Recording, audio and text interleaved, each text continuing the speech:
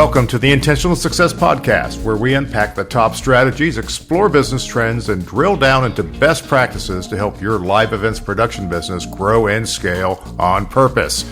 I'm your host, Tom Stimson. In today's Intentional Success Podcast, I want to help you build a team of scalable rock stars so you can grow faster, make more money, and have a blast while you're on that journey. What exactly is a $1 million team? Well, let me talk about my new book. My new book, Balance, How to Build a Scalable Business with Less Stress and More Profit, available on Amazon, yada, yada, yada. I have a segment that talks about $1 million teams. Now, this, of course, is a metaphor, but it's a metaphor I want you to take three ways. I want you to look at this from three different angles to get the most out of this concept.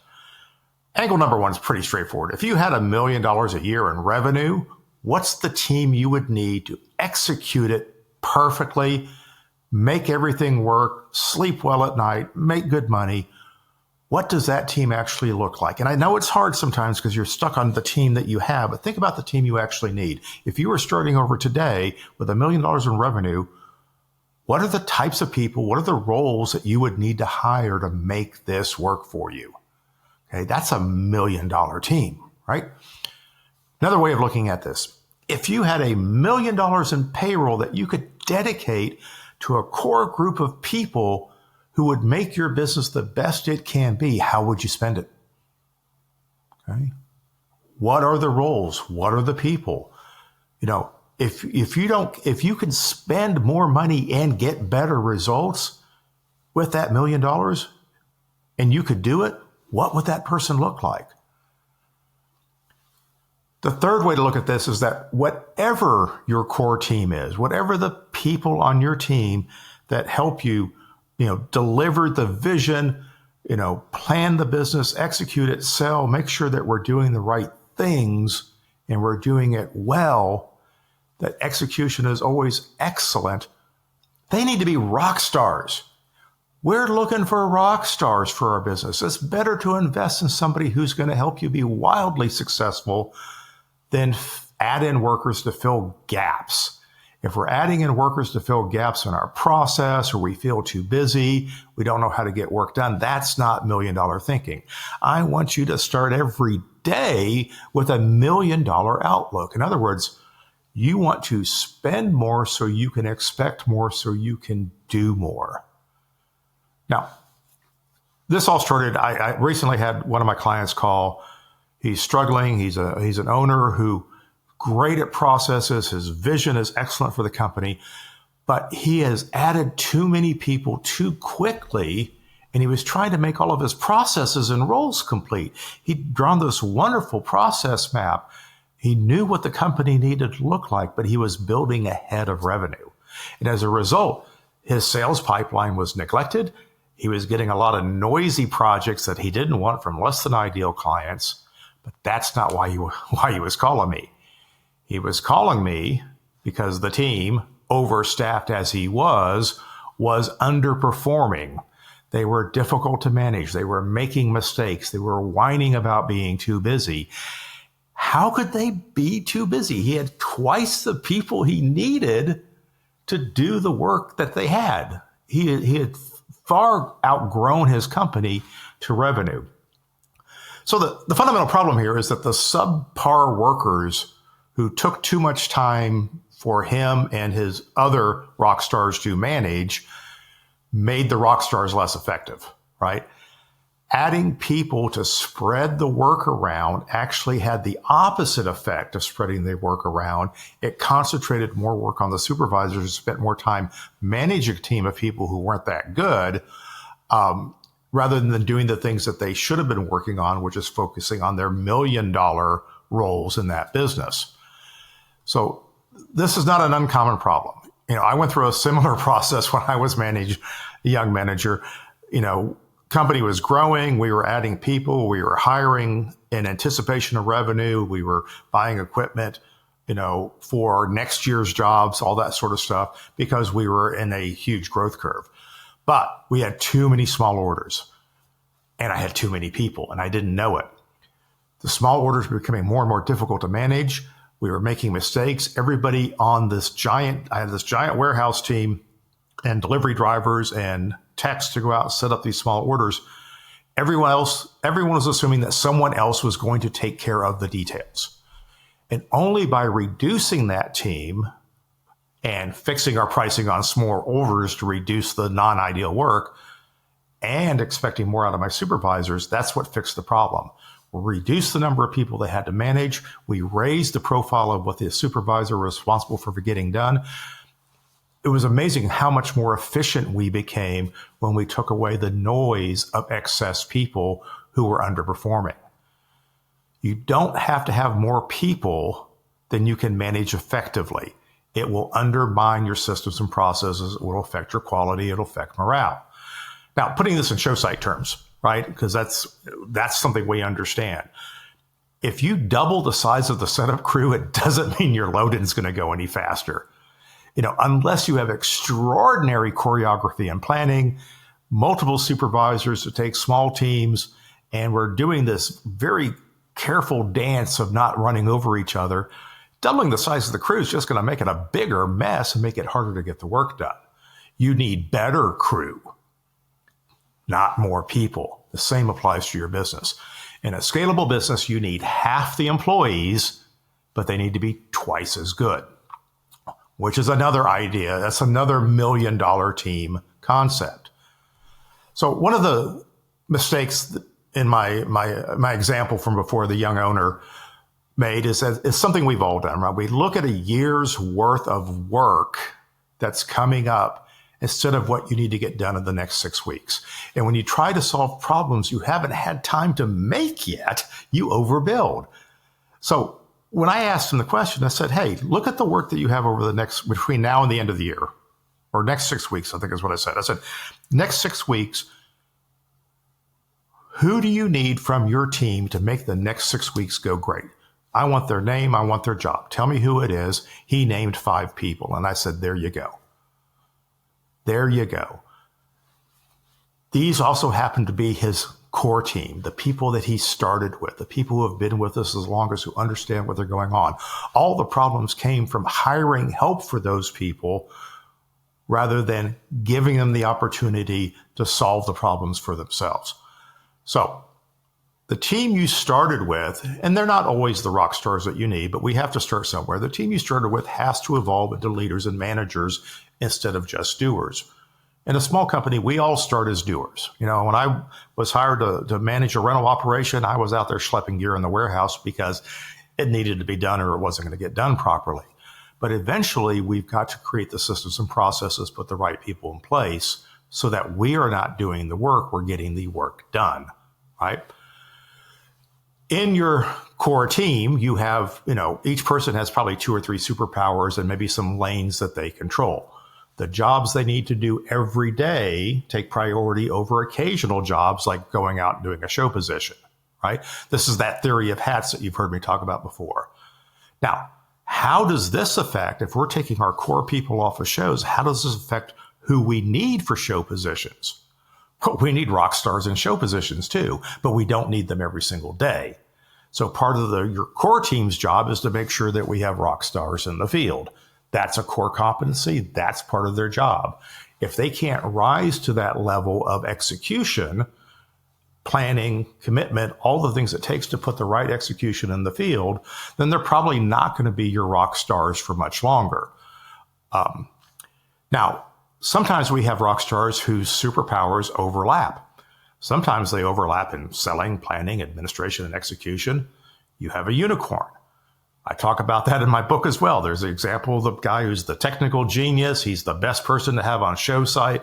Clients love him. Salespeople can't write a quote without his input. He also manages the IT network. He built the website. He's everywhere and everything, right? That's a unicorn. That's not core team, and that is not necessarily a rock star because they don't fit into any one lane, right? They're doing jobs that you should have already taken care of, but you let someone else do it, which creates innumerable problems when you're trying to grow.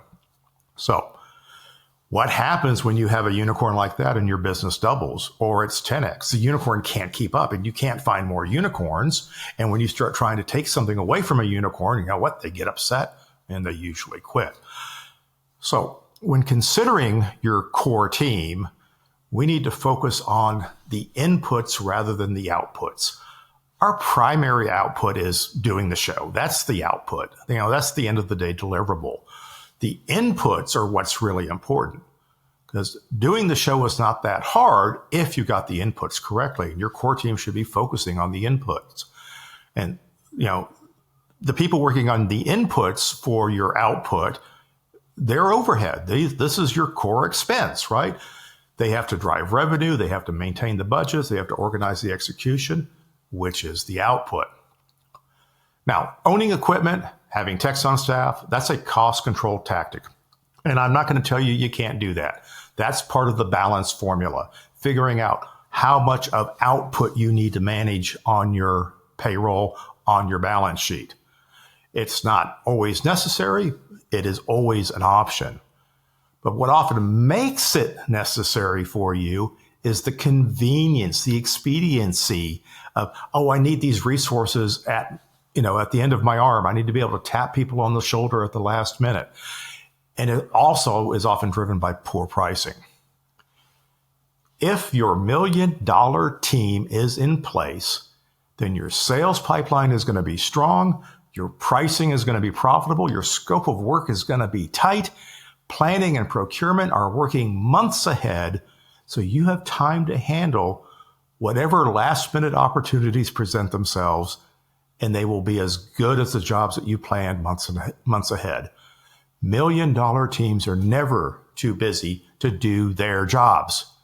They solve for busy with forecasting, planning, and resourcefulness. So, what are the lanes? Let's talk a little bit about the lanes. You know what I'm going to say. There's selling, there's planning, and there's administration. There's only 3 lanes. I may only need 3 superstars to manage these 3 lanes. Now, selling. In many startup companies, practically all startup companies, the owner of the startup is in charge of selling. There's no reason to start a business if they're not selling something. That's what got the whole thing going. There's customers that want them to do things. The owner is the salesperson. They are the brand. They develop the relationships that actually lead to sales. It doesn't have to be their passion. They may not identify as a salesperson, but let's face it, they are the best person to do this for a while at least.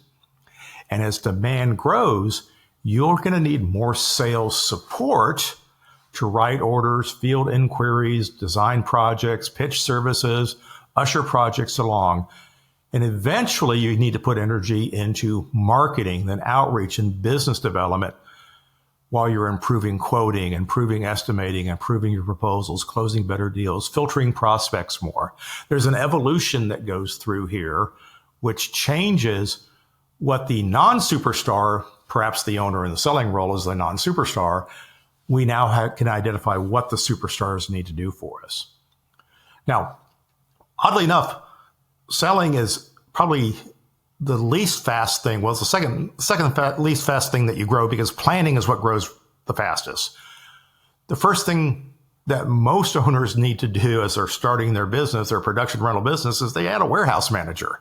They need somebody to help with the gear, to get orders prepped so that the owner can focus on selling and doing the admin business work that they're also doing. Then we need to add some more freelance techs. We might look at getting somebody to help handle purchasing, or getting the warehouse manager to expand their role. Often it's the same owner who is handling sales is also the technical and process leader for planning, which means the next big hire is almost always an operations manager. I don't like that title, right? Director of planning is a far more valuable title, because ops managers look at inventory and they run warehouses. It doesn't encompass what I need in a superpower, which is develop all of the inputs that it takes to deliver what sales is sold, to make sure that we have fantastic outputs. So don't think about operations as a superpower. Look at planning as a superpower. The roles that we traditionally think of operations manager are simply subsets of the planning process. Let's get the order scrub. Let's allocate the inventory. Let's get the order out into the shop so we can prep it. That's all part of the planning process. Okay? But the person who manages that sub-process is probably not the person with the superpowers that is managing the overall planning process. And then, of course, there's administration. And of course, the owner started here as well, right? They did their own books. They filed for their own licenses. They bought their own insurance. Maybe they had an office manager or a bookkeeper, but ideally, they manage as much of the admin side as possible until it's time to hire another rock star, not a gap filler. A bookkeeper is a gap filler. You can outsource a bookkeeper, right? You can have a part-time bookkeeper. Eventually, you're going to need a rock star in administration as well. Now, before we hire all of these rock stars, especially in admin, we can get by for a really long time outsourcing key things as long as the rock stars that you have, which include you, the owner, are focusing on the overall business and you're not buried in execution. Or if you are buried in execution, you've hired somebody else to run the business for you and take care of all of these things. And if you have less than 20 employees, you only need 5 rock stars, right? Maybe 4. Now, the more employees you have, the less tactical work these rock stars are going to do. I mean, as any company grows, everybody's job description gets more and more narrow. So a larger company may need a few more rock stars, but most of us, if we grow into 5 rock stars, we can do a huge amount of business because they're going to manage the processes. They're going to focus on getting the best inputs together so that the outputs are easy to execute. And then your execution team can focus on doing their best work instead of making the work you are doing good. We shouldn't be making it up on job site. That is winging it. The job should be excellent before the truck ever pulls into the dock.